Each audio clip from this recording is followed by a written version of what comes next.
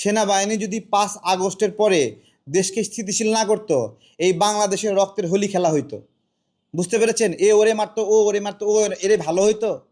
এগুলো হয়তো বা কোনো কোনো ইউটিউবারের জন্য ভালো হতো, তাদের ভিডিও ব্যবসা ভালো হইতো, তাই না? এটা তো আমরা বুঝি কিছু কিছু। সেনা শুধুমাত্র কি সেনাবাহিনীর সেনা প্রধানের বিরুদ্ধে ষড়যন্ত্র করছে? শুধু সেনা প্রধান, ওয়ানলি সেনা প্রধান বলেন, তারা 25 থেকে 30 জন সেনা অফিসারের বিরুদ্ধে কথা বলতেছে। তা একটা বাহিনীর যদি হেড কমান্ডিং 25 থেকে 30 জন সেনা অফিসারের বিরুদ্ধে তারা যদি ঘুঁটি করে, তাহলে পুরো সেনাবাহিনী তো লড়ে যায়। তাহলে বাংলাদেশ কয়টা খুঁটির উপর দাঁড়ায় আছে? একটা হলো ডক্টর ইউনুস নামের একটা খুঁটির উপর দাঁড়ায় আছে, এই তো সেনাবাহিনী একটা খুঁটি না? তাহলে ডক্টর ইউনুস একা একা চালাক দেখি, সেনাবাহিনীর নামে খুঁটিকে শোয়ায় দেন, ডক্টর ইউনুস পুলিশ দিয়ে আর র্যাব দিয়ে দেশ চালাক। এত সোজা? এই যে দেশকে অস্থিতিশীল করার একটা ষড়যন্ত্র, এই ষড়যন্ত্রগুলো আমাদেরকে বুঝতে হবে। এখানে এখানে আমাদেরকে বলছিল তো যে আপনার বাইতুল মোকাররমের সামনে যান, সেনাবাহিনীর বিরুদ্ধে মিছিল করেন। আমরা করিনি। আমরা আমরা বিভিন্ন সময় তাদের কথা পরামর্শ অনুযায়ী কাজ করছি, কিন্তু আমাদের মাথাতে কিন্তু স্বতন্ত্র বুদ্ধি আছে। আমরা বললেই পাগলের মতো লাফায় লাফায় সেনাবাহিনীর বিরুদ্ধে গিয়ে প্রোগ্রাম করবো নাকি? আমরা সেনাবাহিনীর ভাইদেরকে চিনি না, তাদেরকে জানি না। দিন শেষে বাংলাদেশের জন্য ওই যত সংকটই আসুক, যে 14 সালে নির্বাচনে ভরসা করেনি, 14 সালে নির্বাচনে সেনাবাহিনী হেল্প করেনি, তারপরেও মানুষ আশা করছিল 18 সালে নির্বাচনে সেনাবাহিনী হেল্প করবে। 18 সালে নির্বাচনে সেনাবাহিনী হেল্প করেনি, তারপরেও মানুষ আশা করছে 24 সালের নির্বাচনে সেনাবাহিনী হেল্প করবে। 24 সালের নির্বাচনেও সেনাবাহিনী হেল্প করেনি, তারপরেও মানুষ ভরসা করছে যে 5 আগস্টে সেনাবাহিনী হয়তো আমাদেরকে হেল্প করবে। হ্যাঁ, 5 আগস্টে সেই হেল্পটা সেনাবাহিনী আমার করছে।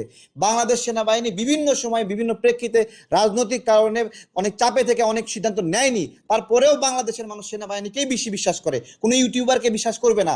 এত সোজা না। এই বিশ্বাস, সেনাবাহিনীর প্রতি যে বিশ্বাস, এটা একদিনে তৈরি হয়নি, তিলে তিলে তিলে তিলে তৈরি হয়েছে। এই সেনাবাহিনী তো বাইরে থেকে ভাড়া করে আনা কেউ না। এই সেনাবাহিনী আমারই চাচাতো ভাই, আমারই মামাতো ভাই, আমারই খালাতো হবে, তারা তারা বাংলাদেশের সন্তান। ওই ইচ্ছা করলেই তারা এখান থেকে বিদেশে চলে যাবে এইরকম না। তারা এই দেশেই আছে, এই দেশের হয়ে কাজ করবে, এই দেশেরই তারা চাকর, সার্ভিস দিচ্ছে, দেশের কামলা হিসেবে কাজ করতেছে তারা। তাদেরকে ইচ্ছা করলেই মিস ইউজ করবেন, এত সহজ না, এত সহজ না। যেই ষড়যন্ত্রটা করছে যে বাংলাদেশকে গণতন্ত্রহীন অবস্থায় রাখবে, বিদেশি শক্তিরা কি চায়? এখানে গণতন্ত্র চায় না। এখানে গণতন্ত্র হইলে এটাকে ইচ্ছা মতো ব্যবহার করতে পারবে না। ডেমোক্রেটিক পলিসি থাকলে আমেরিকা ইচ্ছা করলেই তলে তলে ঘুটি করতে পারবে না।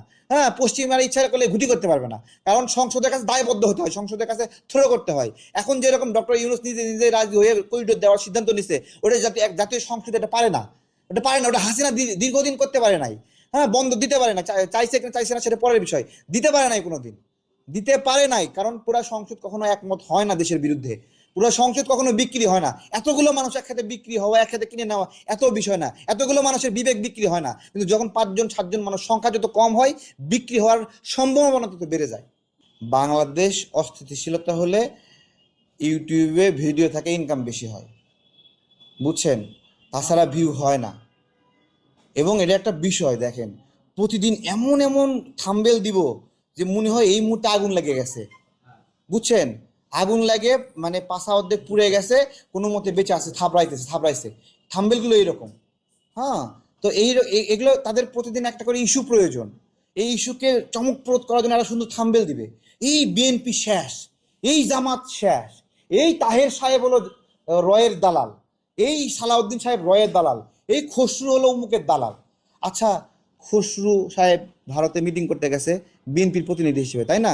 ডক্টর ইউনুস মোদির কাছ থেকে গোল্ড মেডেল নেয়নি, নেয়নি।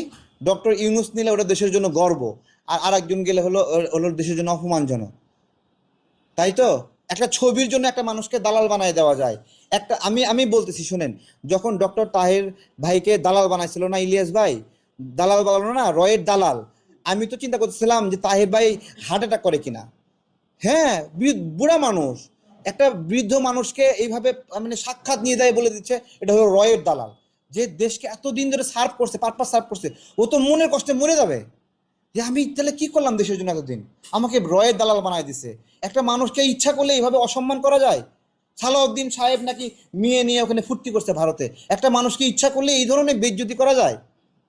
তাদের তাদের সামাজিক মর্যাদা আছে না, যে ইচ্ছা করলেন আপনি নিয়ে উবুত করে নিয়ে তাই ন্যাংটা করে দিলেন? এটা তো কোনো সামাজিক ব্যবস্থাপনা না। আপনার ভিডিওর ভিউ প্রয়োজন, এই তো, এই জন্য আপনি এগুলো করবেন। থাম্বেল বানানোর জন্য এমন একটা অবস্থা করে যে সেনাবাহিনী এখনই পড়ে গেছে, কি একটা অবস্থা! এই অসুস্থ প্রতিযোগিতা, প্রতিদিন ভিডিও বানাতেই হবে, রুটিন করেছে যে আজকে একটা করে ভিডিও বানাতে হবে, কালকে একটা ভিডিও বানাতে হবে, পোস্টে একটা, প্রতিদিন একটা করে ভিডিও ছাড়তেই হবে, তাই না? আপনার ভিডিও কাটতির জন্য দেশের যে 12টা বাজে, এটা খেয়াল করেন না?